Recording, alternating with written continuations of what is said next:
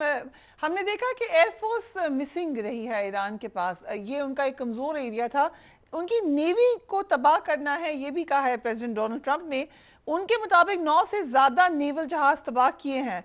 क्या इस जंग में ईरानी नेवी सरवाइव कर पाएगी? बहुत शुक्रिया मुझे प्रोग्राम में लेने का।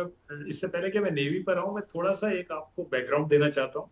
देखिए, ईरान और यूएस और इसराइल का मुकाबला अगर आपने करना है या तकाबली जायजा लेना है, तो आप ये देखिए कि ईरान वो मुल्क है जो पिछले 47 साल से सैंक्शंस में हम्म। और आइसोलेशन में। उसके बावजूद ये दुनिया का वाहिद मुल्क है जिसने इसराइल को और अमेरिका को मिलिटरीली चैलेंज किया है, और ना सिर्फ मिलिटरीली चैलेंज किया है बल्कि उनके खिलाफ लड़ाई भी लड़ी है और लड़ भी रहा।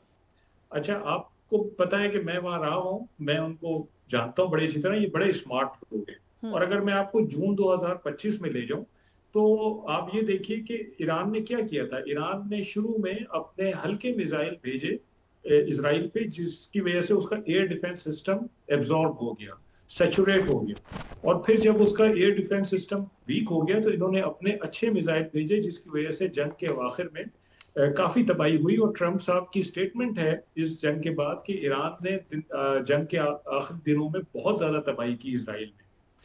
अब भी वो यही कर रहे हैं कि वो अपने हल्के मिसाइल भेज रहे हैं ताकि जितने भी एयर डिफेंस सिस्टम्स लगे हुए हैं खित्ते में, उनको डाइल्यूट किया जाए। हम्म। और फिर ये मुझे पता है कि इनके पास कुछ ऐसे मिसाइल्स हैं जिनको रोकना नामुमकिन है। इस वक्त भी अगर आप देखें तो वो जो टारगेटिंग कर रहे हैं, जो वो टारगेट करना चाहते हैं, हम्म। वो टारगेट हो रहा है।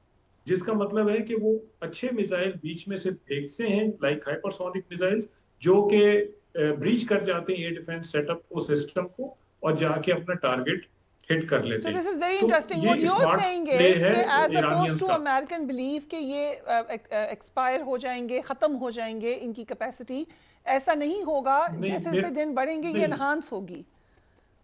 मेरा ख्याल है कि ऐसा नहीं होगा। ये बड़े स्मार्ट लोग हैं और इन्होंने अपना कोई जो मिसाइल सिस्टम्स हैं वो कोई एक जगह नहीं रखे हुए, इनको बखेरा हुआ है। हम्म। और इनको खत्म करना बहुत मुश्किल काम है। ये कहना कि इनकी कैपेबिलिटी जीरो हो जाएगी, मेरा नहीं हम्म। ख्याल ऐसा हो सकेगा। आज तक हमास और हिजबुल्लाह की कैपेबिलिटी जीरो नहीं हो सकी है। हम्म। इतने 1.5-2 साल की कैंपेन के बाद तो ईरान तो बहुत बड़ा मुल्क है। अब आ जाइए नेवी पे। ईरान के पास दो नेवीज हैं। एक अर्तिश नेवी है जो कि रेगुलर नेवी कहलाती है, जैसे किसी भी मुल्क की होती है, जैसे पाकिस्तान की है, जिसके पास बड़े प्लेटफॉर्म्स होते हैं हम्म। जिसमें जहाज हैं, सबमरीन्स वगैरह हैं। और एक पासदारा ने इनकलाब की नेवी है। अच्छा, ये जो अर्तिश नेवी है, ये है हाई सीज के लिए, यानी ये ओशंस में जाती है, सीज में जाती है। और ये सही है कि इसका यूएस नेवी के साथ कोई मुकाबला नहीं है। हम्म। तो अगर ट्रंप साहब ये कह रहे हैं कि उनके 8-9 जहाज डिबो दिए, तो ये मुमकिन है, ये हो सकता है कि वो उसको डिबो दिया हो। असल मसला जो है और असल ताकत जो है वो पासदारा ने इनकलाब की नेवी की है, हम्म। जो कि स्ट्रेट ऑफ हॉर्मुज और पर्शियन गल्फ में ऑपरेट करती है। और ईरान की अगर आप ज्योग्राफी देखें पर्शियन गल्फ में, तो ये उसके पास बेस्ट ज्योग्राफी है उन तमाम मुल्कों के मुकाबले में जो पर्शियन गल्फ में वाक़ हैं। ये डोमिनेट करता है नेचुरली पर्शियन गल्फ को और स्ट्रेट ऑफ हॉर्मुज को। और फिर ईरान ने इस ज्योग्राफी का बेहतरीन यूज किया है, इस्तेमाल किया है, और मुख्तलिफ जगहों पे अपने बेसिस बनाए हैं, जहां पे इनकी ये बोर्ड स्टेशन है। अब मिसाइल बैटरीज लगाई हुई हैं। और फिर यहाँ से ये इनको लॉन्च करते हैं, शिपिंग को ये खत्म कर रोक सकते हैं, स्ट्रेट ऑफ हॉर्मुज को ये ब्लॉक कर सकते हैं। इसीलिए इन्होंने ऐलान किया कि स्ट्रेट ऑफ हॉर्मुज ब्लॉक हुई हुई है। हम्म। इस नेवी को खत्म करना बहुत मुश्किल है क्योंकि इसके पास छोटी बोट्स हैं, एंड स्पीड बोट्स इफ हैं अलाउ मी, जिनको। अमेरिका की जाने से ये भी कहा गया कि बंदर अब्बास और बुशहर की नेवल तंसीबात को हमने निशाना बनाया है। इनकी क्या इंपॉर्टेंस है? जी देखिए, ये बंदर अब्बास और बुशेर की जो नेवल तंसीबात हैं, ये इनकी अर्तिश नेवी की हैं, जो बड़ी नेवी है। हम्म। तो अगर वो खत्म भी हो जाती हैं, तो उससे पासदाराने इनकलाब की जो नेवी है उसमें कोई फर्क नहीं पड़ेगा, ठीक। क्योंकि उनके पास छोटी बोट्स हैं और वो छोटे छोटे बेसिस पे मुख्तलिफ जगहों पर डिप्लॉयड हैं। हम्म। और वो जत्थे की सूरत में अटैक करती हैं। फर्ज करें कि अगर 10 बोट्स भी अटैक कर दी और आपने 8 या 9 को भी खत्म कर दिया, लेकिन एक बोट भी रह गई है, तो वो भी एक जहाज को डिबो सकती है, हम्म। क्योंकि इनके ऊपर रॉकेट लॉन्चर्स लगे हुए हैं।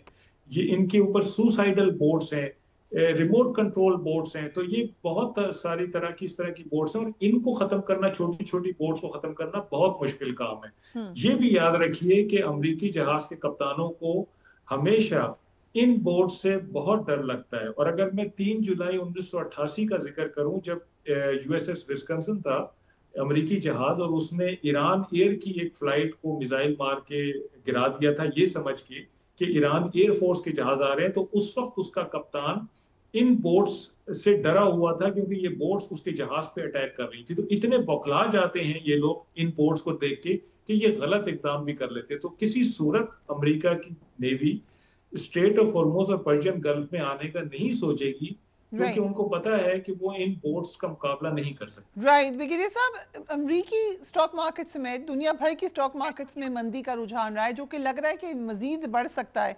अमेरिका में इतवार के रोज 5 रियासतों की कुछ इलाकों में प्रोटेस्ट हुए हैं। अब इसराइल खुल के कह रहा है कि काफी अरसे से ईरान के खिलाफ कार्रवाई का कह रहे थे, we thank president Donald Trump कि उन्होंने ये कर दी है। ये स्टेटमेंट मोस्ट लाइकली अगेन उनके ऊपर प्रेशर डाल सकती है। आवाजें उठती हैं कि आप इसराइल की जंग क्यों लड़े हैं।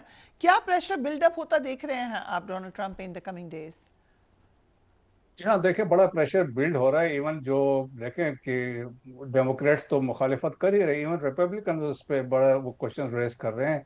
और सवाल ये भी पैदा हो रहा है, कहता आपने कांग्रेस से परमिशन नहीं ली है और आपने एक कंट्री के जो लीडर थे उसको असैसिनेट किया है, that is violation of international law. उस पर भी सवाल हो रहा है। फिर ये भी पूछ रहे हैं कि भाई अमेरिकन ऑब्जेक्टिव्स इसमें क्या थे। अब खुद ही वो कह रहे थे पॉलिटिकल ऑब्जेक्टिव की शुरू में बात करते हैं कि रजीम चेंज करना था, फिर सब्सिक्वेंटली कहा कि अभी आज उन्होंने बात की मिसाइल की बात की, ईरानियन नेवी की बात की, प्रॉक्सीज की बात कर रहे हैं। मतलब वो है, फिर मार्को रूबियो कुछ और कह रहा है, वो डिफरेंट बात कर रहा है। सो मेरे ख्याल में इस तरह वो है, तो ट्रम्प के लिए बड़े मुश्किल है। देखिए ट्रम्प तो चाह रहा था कि यहाँ से कोई मैं ट्रॉफी उठाऊं, इसके बाद वहां जाके मिड टर्म इलेक्शन नवंबर में हो रहे हैं। उनका अपना जो पॉपुलरिटी ग्राफ है दैट हैज ड्रॉप 55%, वो गिर चुका है। जो टैरिफ पे जो सुप्रीम कोर्ट का डिसीजन आया वो उसके अगेंस्ट किया है। और इसके अलावा देखें कि वहाँ पे जो मिनेसोटा में जो वाकयात हुए हैं जो थे, एप्स्टीन फाइल्स भी एज हैंगिंग सॉर्ट है जो उनके ऊपर है। तो बहुत सारे मसाइल उनके लिए हैं, तो मुश्किलात है। और फिर देखें ना कि मिडिल ईस्ट में आप गल्फ के अंदर देखें, जो यूनाइटेड अरब इमारात के साथ हुआ, दुबई का जो सो कॉल कंसेप्ट था, वो ग्लीमिंग वो सिटी, और इसमें एक इन्वेस्ट वो था, इन्वेस्टमेंट हब था, टूरिस्ट हब था। और इसके अलावा इसमें एविएशन की बात हो रही थी, दुनिया की जहाज जो इंडस्ट्री उनकी थी वो बहुत बड़ा नाम था। तो अब वहां से लोग भाग रहे हैं, उसका बड़ा इम्पैक्ट हुआ है। फिर देखें कि कतर का जो एलएनजी थी वो उन्होंने उसकी प्रोडक्शन रोक दी है, सऊदीज ने ऑयल की प्रोडक्शन रोक दी है। तो उससे बड़े इम्पैक्ट नुकसान जो हो रहा है, तो ये देखिए मिडिल ईस्टर्न गल्फ कंट्रीज का भी हो रहा है सारा। तो अभी इनकी प्रोडक्शन बाहर नहीं जा रही है। सो दैट्स वाई देखिए चाइनीज को भी इम्पैक्ट कर रहा है, इंडिया को भी इस वजह इम्पैक्ट है, और फार ईस्ट एशियन कंट्रीज को भी इम्पैक्ट है। सो प्रेशर बिल्ड हो रहा है। और जिस तरह अभी स्टेटमेंट चाइना ने दिया है, बड़ी जबरदस्त स्टेटमेंट दी है। उन्होंने कहा हम जो सॉवरेनिटी है और टेरिटोरियल इंटीग्रिटी है ईरान की, उसको हम प्रोटेक्ट करेंगे। वो है। फिर रशियंस ने भी कहा कि भाई अगर इस तरह के वाकयात होंगे तो ये आप पर उसके हिरोशिमा और बावजूद हमें नागासाकी उनकी को भूल प्रेजेंस जाएंगे। नजर नहीं आई ब्रिगेडियर साहब। एक ये तासुर तो नहीं था लेकिन कि चाइना और रशिया सपोर्ट करेंगे ईरान को, लेकिन वो सपोर्ट नजर नहीं आई। नहीं, उन्होंने पिछले 2 महीने में जितने मटेरियल और लॉजिस्टिक्स ईरान में लैंड करवाए हैं ना, they are in thousands of tons. और दैट्स वाई वो कहते हैं कि इवन लोग बता रहे हैं कि DF-17 जो उनके बड़े मिसाइल्स हैं चाइनीज के, वो भी इधर अवेलेबल है। इवन जो अभी F-15 गिराए गए हैं, वो कहते हैं बैदू सिस्टम ने इनको असिस्ट किया है, सारा कुछ से है। रशियन जो है देखें S-300 था, अभी S-400 की भी बात करें वो भी है। सो बिहाइंड द सीन देखें बहुत सपोर्ट इनको मिल चुकी है, टेक्निकल सपोर्ट भी इनको मिल रही है। सो दे आर प्लेइंग, इनकी बड़ी शदीद ख्वाहिश है रशिया की कि अमेरिका के लिए कि यहाँ पे एम्बेरसमेंट हो, कोई जहाज इनके गिर जाए, तो 3 जहाज भी गिर गए हैं, वो चाहेंगे नेवल में या इनके जो यूएस कैरियर को कोई कोई मिसाइल हिट करे। सो बहुत सारी ख्वाहिशात है। देखें वो तो अपना रिवेंज लेना चाहता है, वो जो यूक्रेन में हो रहा है, जो यूरोप और अमेरिका मिलकर वो सपोर्ट करते रहे। तो मेरे ख्याल में एक ग्रेट गेम है। तो दैट्स वाई देखिए हम कहते हैं ना, the world is split into 3 powers. Multipolar की बात है, अमेरिका का अपना इंटरेस्ट है, रशिया का अपना इंटरेस्ट है, चाइनीज का अपना इंटरेस्ट है। लेकिन मिलिट्री कोएर्सन जो है वो जोर लगा के, हेजमोनिक डिजाइन भी है। और अमेरिका ने एक दफा कहा कि हम वेस्टर्न हेमस्फेयर के लिए वी आर कंसर्न। अब एट द सेम टाइम आप देखें कि हर जगह पे वो इन्वॉल्वमेंट इनकी भी नजर आ रही है।